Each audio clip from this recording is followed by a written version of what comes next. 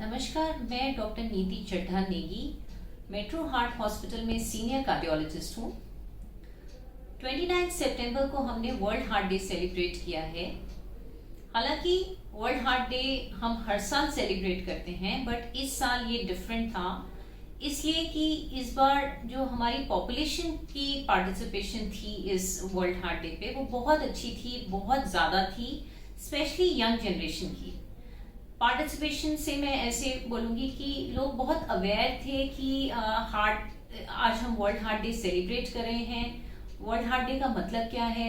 यानी world heart day का मतलब ये होता है कि हम में से हर एक जना ये समझे कि हार्ट की प्रॉब्लम किन लोगों को होती है, उसकी क्या रिस्क फैक्टर्स होते हैं, वो प्रेजेंट कैसे होती है, यानी हमें क्या दिक्कत होती है जब हमें ये समझ में आए कि हमें हार्ट की प्रॉब्लम हो रही है और उसके लिए हम क्या कर सकते हैं।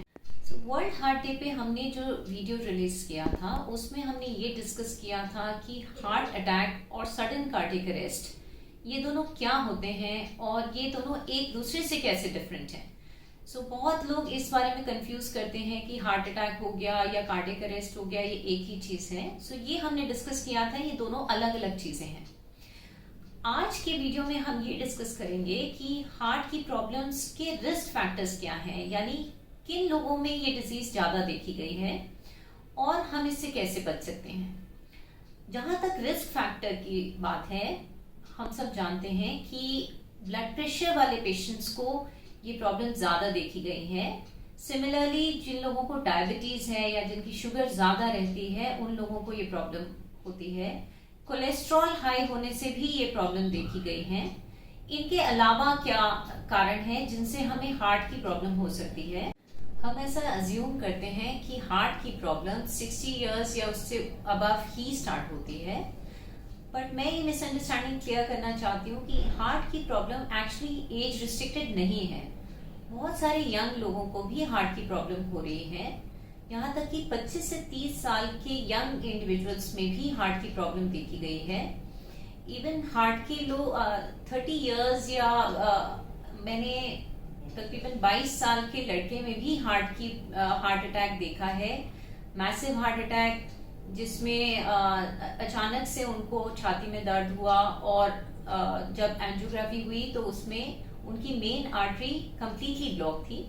तो आज हम इस बारे में बात करेंगे। सबसे पहले प्रॉब्लम ये होती है कि यंग लोगों को ये पता ही नहीं होता कि उनको जो तकलीफ हो रही है या उनकी छाती में दर्द हो रहा है तो वो हार्ट की प्रॉब्लम की वजह से हो रहा है।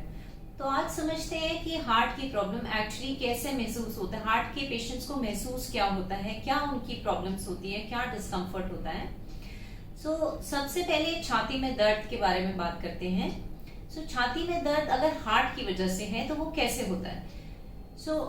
छाती में दर्द actually centre of the chest में हार्ट का दर्द होता है। सेंटर ऑफ द चेस्ट में दर्द की बजाय बहुत लोग ऐसे बताते हैं कि बहुत दबाव पड़ा उनको और इतनी घुटन हुई कि बिल्कुल सांस आना बंद हो गया।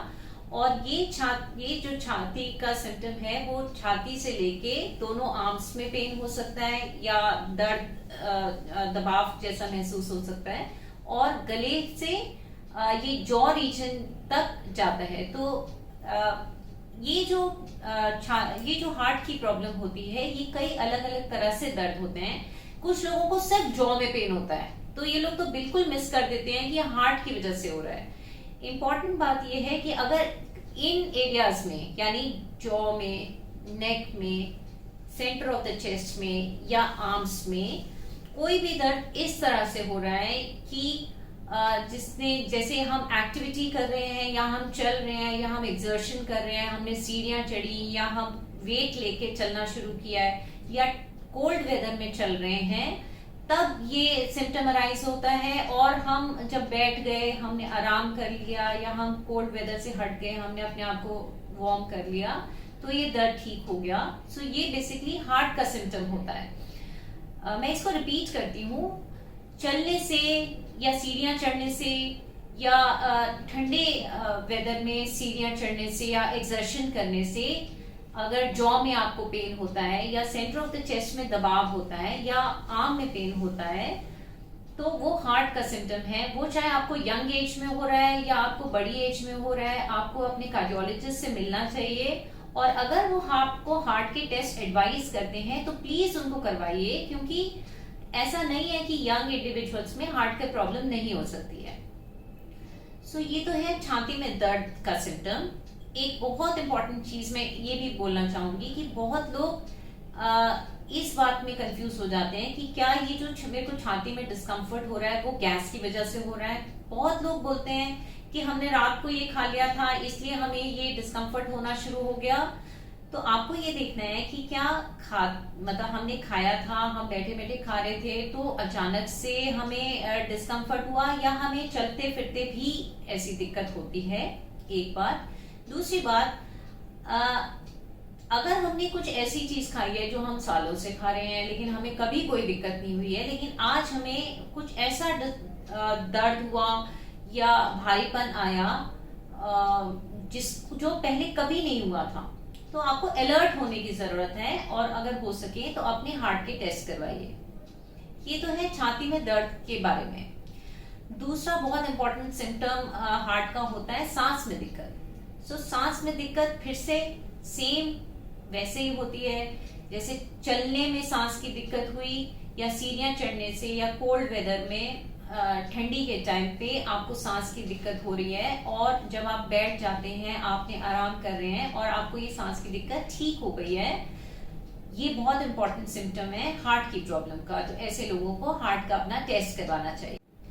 जो नेक्स्ट इम्पॉर्टेंट सिम्टम हार्ट की प्रॉब्लम का है, जो कि बहुत ज्यादा इम्पोर्टेंट है, वो है अचानक से बेहोशी आना।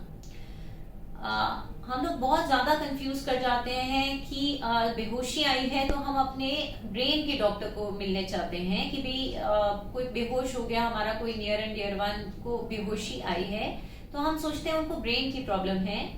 एक्चुअली बेहोशी आना एक बहुत बड़ी हार्ट की प्रॉब्लम है।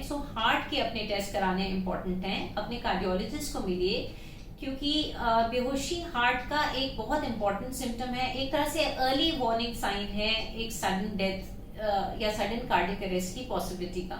तो ऐसे लोग जिनको अचानक से बेहोशी आ जाती है, उनको तुरंत अपने कार्डियोलॉजिस्ट को मिलना चाहिए। कार्डियोलॉजिस्ट इस समय आपको ईसीजी और इको के अलावा एक होल्टर टेस्ट भी बता सकते हैं। जो टेस्ट का डिटेल्स है वो हम आपको अपने लेटर वीडियोस में शेयर करेंगे। एक इम्पॉर्टेंट सिम्टम जो लास्ट वेरी इंपॉर्टेंट सिम्टम, वो है धड़कन की तकलीफ। कुछ लोगों को अचानक से उनकी धड़कन तेज होना शुरू हो जाती है, और धड़कन तेज होने के बाद अचानक से बेहोशी आ सकती है, या फिर हर कुछ दिनों में उनकी धड़कन अचानक से बहुत ज्यादा तेज हो जाती है। ये सिम्टम भी हार्ट का बहुत इंपॉर्टेंट सिम्टम है। ऐसे में भी अपने कार्डियोलॉजिस्ट को मिलिए। कुछ लोगों को धड़कन बहुत ज्यादा धीमी होने से भी बेहोशी आ सकती है। ऐसे ये सब प्रॉब्लम्स, यानी छाती में दर्द, सांस में दिक्कत, धड़कन की तकलीफ या बेहोशी आना, ये हार्ट के बहुत इंपॉर्टेंट सिम्टम्स हैं, और ऐसे में तुरंत अपने कार्डियोलॉजिस्ट को मिलिए। एक्चुअली अपने कार्डियोलॉजिस्ट से कनेक्टेड रहना बहुत अच्छी बात है उन लोगों को जिन लोगों को ये तकलीफें हो रही हैं, ताकि आपके कार्डियोलॉजिस्ट को क्लियर हो कि प्रॉब्लम क्या है, और वो आपको एक तरह से नजर में रख सकते हैं, या अगर कुछ एडवाइस है या कोई इन्वेस्टिगेशन करवानी है तो वो तुरंत करवा सकते हैं। Thank you.